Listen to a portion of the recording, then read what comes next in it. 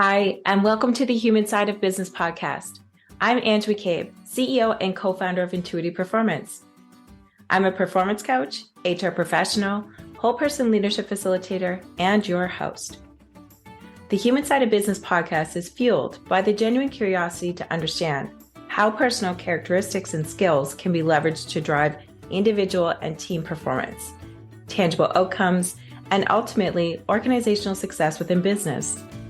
Each podcast is devoted to sharing knowledge, expanding our learning edges, and exploring the trends in corporate culture towards growing the emotional intelligence of organizations. I'm so glad you're here. Hi there, this is Micheal, CEO and co-founder of Intuitive Performance, where our business is the success of your business. I'm a performance coach, HR professional, facilitator, and your host of the Elevate Business podcast. The Elevate Business podcast is a journey of discovery fueled by the curiosity to genuinely understand what makes people tick when it comes to their professional path, choices made, and the personal characteristics that drive performance, tangible outcomes, and ultimately success.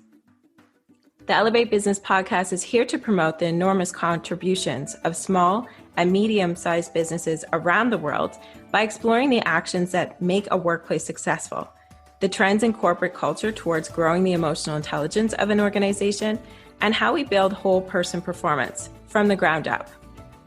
Each podcast is devoted to sharing knowledge, growing our learning edges, and honoring our passions with a special guest who has elevated their business, overcome obstacles, and inspires others to do the same. So glad you're here.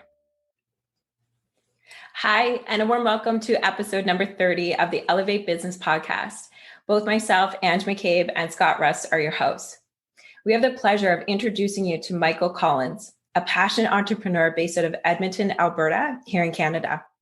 Building on his experience as a financial services professional with BMO, Micheal is the founder and CEO at Periculum Technologies, which is breaking down barriers in developing countries with their alternative credit rating system. Welcome, Micheal.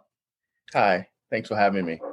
Our pleasure. So tell us a little bit about yourself, your company role, and a little bit about your journey and how you've gotten here. So I was originally from Nigeria. I was born and raised in Nigeria, and I came out to Canada in 2004, went to school for a bit, and then went into the financial services industry. And then that's kind of where I started to identify the problem that we're tackling right now. In Canada, about 1 in 10 people are underserved by the current financial and credit system. Mm-hmm. And you see that a lot in the banking industry, where you have people that have a thin file, where they're unable to get loans, get credit, because they don't have enough credit history. And that's where I started to identify the problem. And then that led me to start my first venture called Great North Capital, where we focused on underserved individuals and underserved businesses in the Albertan area. Mm-hmm. And we were pretty successful. And but when we looked out and we widened our scope, we realized that if you look at underserved markets, you look at, for example, the African market, the number of people underserved by the current financial credit system is about 1 in 3. So that kind of led us to make an adjustment in our thinking, where we thought to ourselves that, the small regional company can't really make that big of an impact. So we decided to refocus and rebrand, and that's where Periculum came from. So so we decided that the best way to serve as many people as possible and help as many people as possible is to create a brand new credit system, a data analytics system that can actually create that kind of impact. Mm-hmm. And in preparation for recording today, Micheal, you had some great insights with regards to Periculum and how you've founded that name. Tell us a little bit more about that. So Periculum is a Latin name. It means risk or danger. And as we all know, Latin is a dead language. Once upon a time, Latin was the most spoken language in the world, kind of like how English is taking over from that. And so periculum in Latin means risk or danger. So what we are trying to do is we're trying to help banks and financial institutions and businesses avoid risk and danger. So we're kind of reclaiming that word and repurposing it to mean have a different meaning. Thank you for sharing that. That's awesome. No, that's great, Micheal. And I really appreciate you sharing your story about how the evolution of what is now called Periculum, where it started out really serving the Edmonton or the Alberta market, and then taking a step back and really looking at that bigger scope as to how can we have a greater impact and looking at serving underserved markets. And I'm curious throughout that journey, what has the role of performance kind of played in developing or in the evolution of Periculum? So when we started out, we just had a simple mandate of helping underserved communities, and we kind of looked at it from a lens of how to best do that. How do we get people that were neglected from the financial system involved in the financial system? And the best way to do that is to kind of empower the banks to help them better analyze their data. There's two misconceptions about banks, or I guess the whole African market. There's two misconceptions. One, the first misconception is that there's no money in Africa. So let's keep pumping aid. Let's keep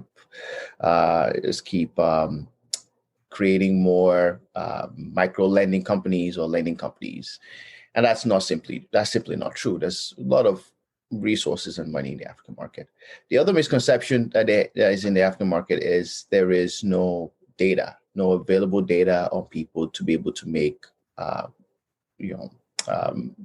credit assessments or risk assessments on individuals and companies. And that's also not true. There's a lot of data, and a lot of financial institutions have a lot of this data, and they just don't really know a lot of what to do with it. So when we look at it from a performance point of view, we just trying to help the financial institutions perform better and deliver more of their services, their financial services, to more people, to empower them to, change their lives and make their lives a little bit better.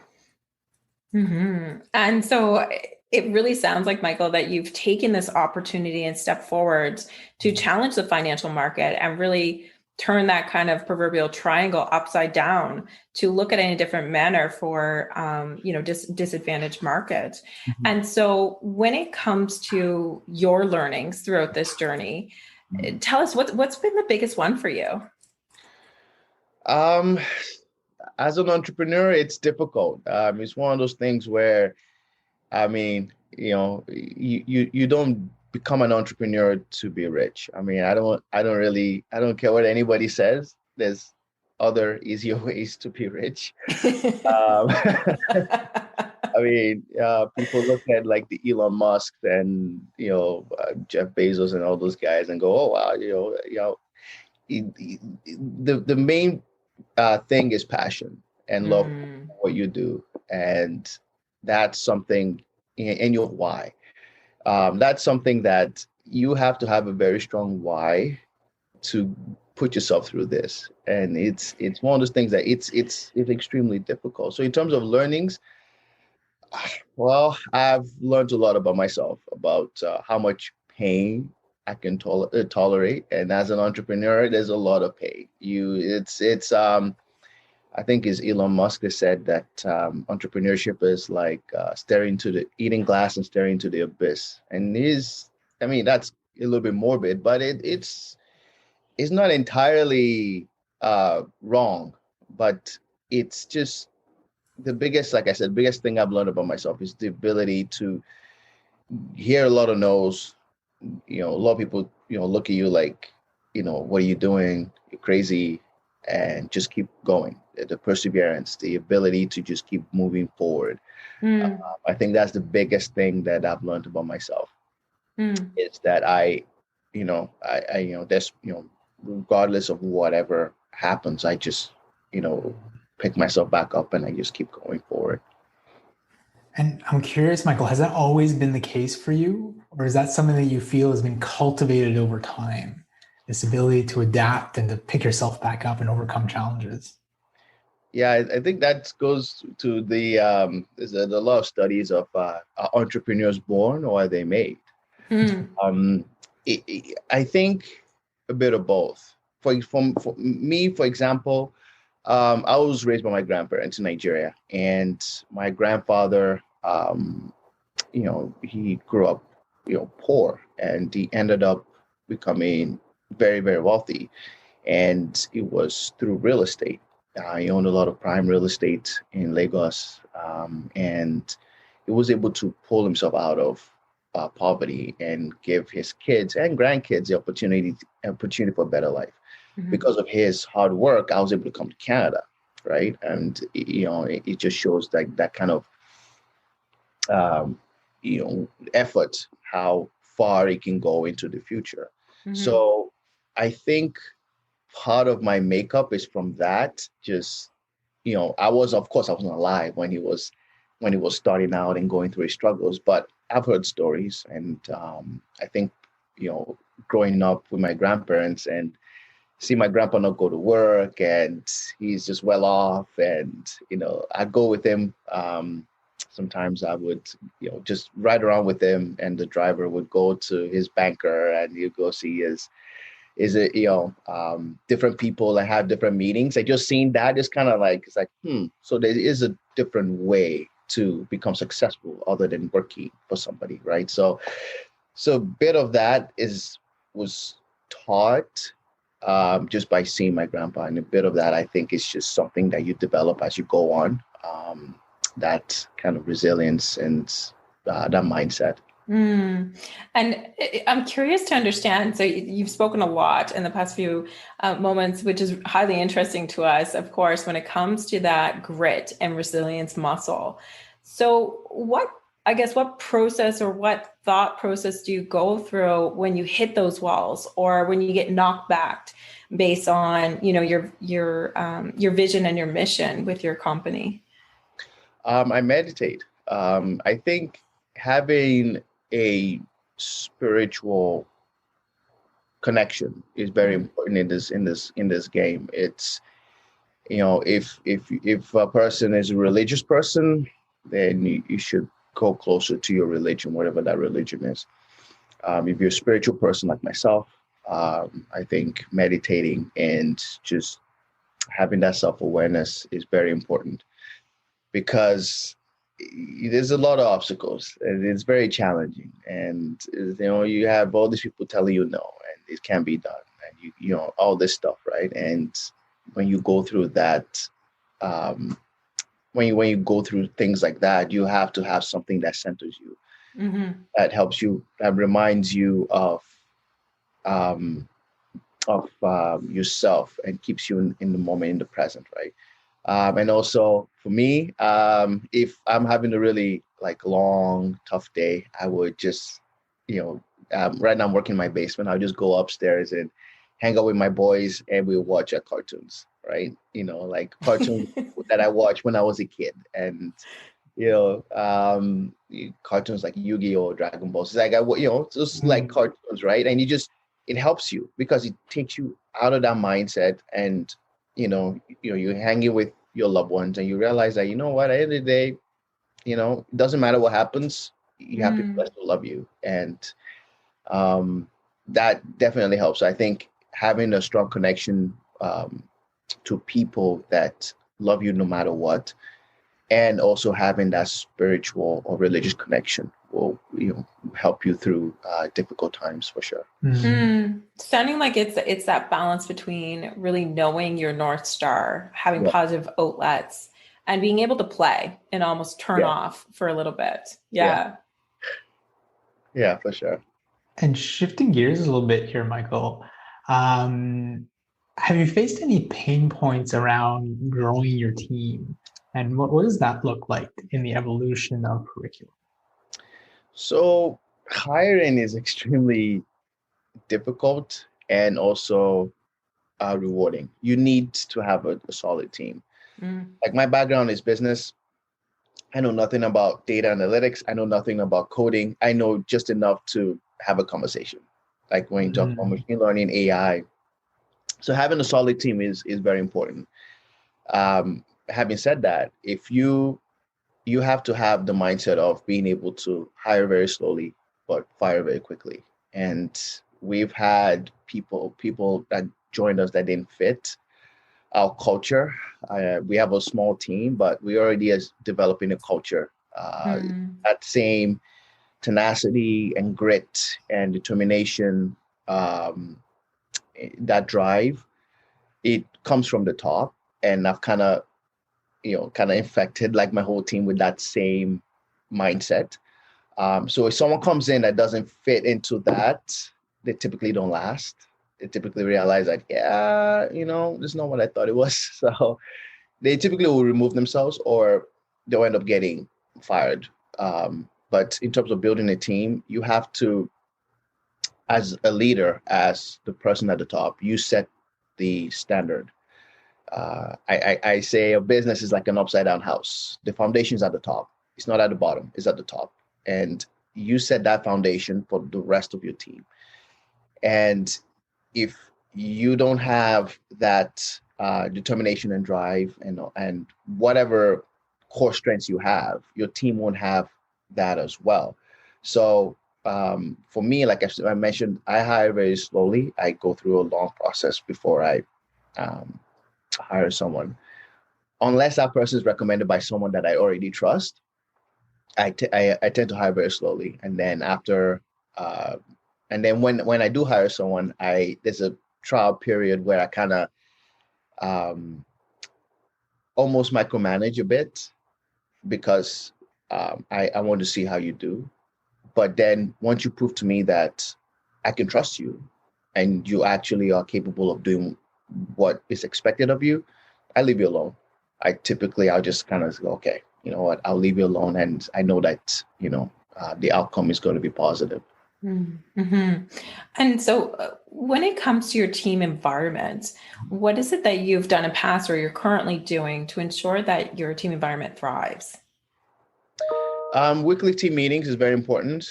I think when you have to have a team meeting. So the way we work is I have a team meeting with my my sales team, and I have a team meeting with my technical team. And being able to have those meetings, and then I have one-on-one meetings where I actually meet one-on-one with my team. So being able to talk to your team and just, one-on-one and as a team and kind of, be open is very important, especially with COVID and everything's all remote. We're all doing everything remote on Zoom and so on. Just having that open line of communication and being open with your team. And that's one thing that I've always been. I tell my team everything, I don't sugarcoat anything. They're adults. All right. It's like you're a grown adult. I'm not going to hide anything from you. If this didn't happen, I'll tell you. If this happened, I'll tell you. If this is going to happen, I'll tell you. And just having that openness with your team and that trust with your team is very important because people know when you're not being trustworthy. They know. They have that sixth sense, that gut feel when they feel like you're not being upfront with them. They know. So having that blatant transparency, which is what I have with my team, is just I'm very transparent with them. Helps them. Gives them that sense of calm where they know, okay, well, I know everything I used to know about curriculum, about the direction we're going, and I'm okay. So. Being openly transparent and just trusting your team with the knowledge and just saying, you know what, here's all the knowledge, about what's going on, and then do with it as you will. Mm-hmm. So hearing that, it's like the open virtual doors and, leading from the top around communication and it being blatant and transparent. so that all the cards are on the table all the time. So your team members have that psychological security and safety in the sense of two-way conversation. Exactly. I mean, that's something that you don't see in the corporate world, where all the information stays at the top. It doesn't go down. And if, for example, if a business is having financial trouble and there's layoffs is about to happen, usually people at the bottom don't know that there's going to be layoffs until it happens. Whereas the people at the top knew about it 6 months ago, right? So that's the mistrust that a lot of people have with the corporate world, where the information that needs to get to the people that it really affects, because it affects the people at the, if you lay off someone and they lose their income, they can pay their bills. Like the executives at the top, they're fine. I mean, they have their golden parachutes, they're fine. Doesn't matter what happens. But the people that really affects, they don't get the information until it's too late. And they can't make a decision quick enough until it's too late. So having that transparency is extremely important. And that's something that I tell my team. And that's something that I want to impact in my team as we get bigger. Is to just, let's just put all the cards on the table, like you say, and let's just figure out, what the problem is and how to move forward from there. Exactly. Yeah. So I'm hearing, Micheal, some important things that you've done with building your company. One of them being hiring slow and really identifying who a good fit is. Also being able to build up trust with the people that you're working with so that they can actually take ownership of their positions and thrive in that type of environment, as well as developing this transparent communication around being able to lay all the cards on the table and have adult conversations about what's going on within the business. Have you had any challenges, or what does it look like in terms of trying to get buy-in into your vision? You mentioned the passion you have and how why has really fueled your performance. How have you kind of been able to have your team adapt that same type of passion? So yeah, like I mentioned, before, the foundation of a good business from the top. And if you have a mission and a vision, you're going to attract people that have a similar vision. They may not know exactly what their vision they have in their mind is or what their mission is, but if you have a strong enough mission and vision, you'll be able to attract people that are like-minded. And that's also a template for you to know if this person is the right fit because this game is hard. I mean, it's hard being an entrepreneur and doing something like this is hard. And a lot of people are going to tell you that you're crazy can be done, right? And that's okay. I mean, that those people now, they don't fit into the grand scheme of what you're trying to build or accomplish. So when you're building a team, when you are growing or scaling, having that upfront conversation of exactly what you want to do and what you want to build and what the mission is, what the vision is, and having that said to the candidate or whoever you're talking to is extremely important, because that's one way you weed out people that don't fit into what you're trying to accomplish. So in terms of getting people to believe or buy into your vision, I mean, you can't really make people do what they're not really programmed to do. If they don't have it in their minds to do it, then you can't really make them do it. All you can do is tell enough people about it, and the people that believe in you will join you, and people that don't will do you the favor of not wasting your time and just say, well, and just leave you alone and go, okay, well, this guy's obviously out to lunch, and then they just leave you be, right? So yeah, I think it's a great way to kind of sift through potential people, partners, not even just employees, even partners that you're going to be partnering with, even investors and so on. It's kind of a way to sift through people, so you don't waste your time with people that don't actually buy into your vision. Exactly. We really appreciate your candor with regards to, how you've come about your journey and performance communication, putting those proverbial cards on the table, and then weeding through individuals to ensure that, it's champions around success and your vision. So what are 3 words of inspiration you would want the world to hear? 3 words. Perseverance.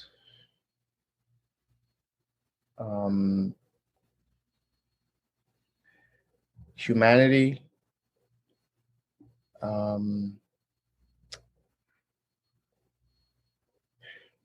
was going to say, so perseverance, mission, and humanity. So I think those are the words that just automatically come to mind.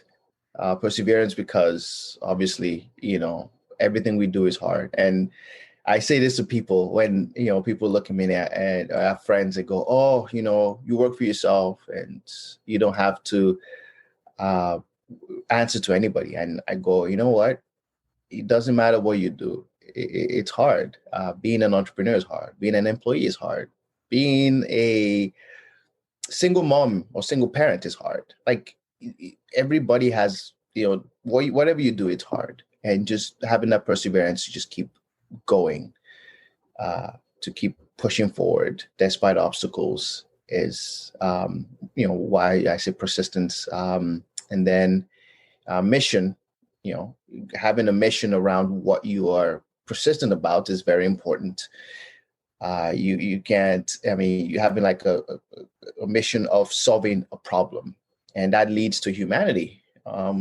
We all here to try to, a lot of us want to make the world a little bit better than we found it. And I know that's definitely what we're trying to do. Is just, when our work is done, we want to know that we've left humanity a little bit better, the world a little bit better than the way it was before. So yeah, those are the 3 words for me. Amazing. Thank you so much for sharing with us your vision, and also the 3 words that you're leaving us with regards to the podcast today, Micheal. We really appreciate your time. No problem. Well, thank you so much for having me. I appreciate it. It was fun. Yeah. And we also really appreciate sharing your entrepreneurial insights with Intuitive Performance and our subscribers. For those who would like to learn more about Micheal's business, we're going to provide a link to his company profile on the Elevate Business Podcast title page. Take good care. Thank you very much for all of our subscribers to tuning in into another great episode of the Elevate Business Podcast. Take good care. Thanks for listening to the Elevate Business Podcast. I hope you enjoyed the program. You can subscribe to future podcasts at intuitiveperformance.com, where you can also sign up for webinars and learn more about professional coaching and our facilitation solutions available to help fire up your whole person performance skills and drive actions for success. Until next time, stay true to you and take care of each other. We are all better together. Thanks for listening to the Human Side of Business podcast. I'm glad you could join us. If you enjoyed today's episode and want to stay updated with our latest content, make sure to visit our website. The link can be found in the episode description, where you can subscribe to the podcast, sign up for our newsletter, and learn more about our whole person leadership services. Sounds interesting? Explore the Whole Person Leadership Cohort by Intuitive Performance, a unique program that offers unparalleled support to managers on every step of their leadership journey. Our program features evidence-based assessments, workbooks, group coaching, and interactive learning experiences to help you level up your leadership skills. Reach out today to apply to one of our upcoming cohorts. Until next time, take care and stay curious.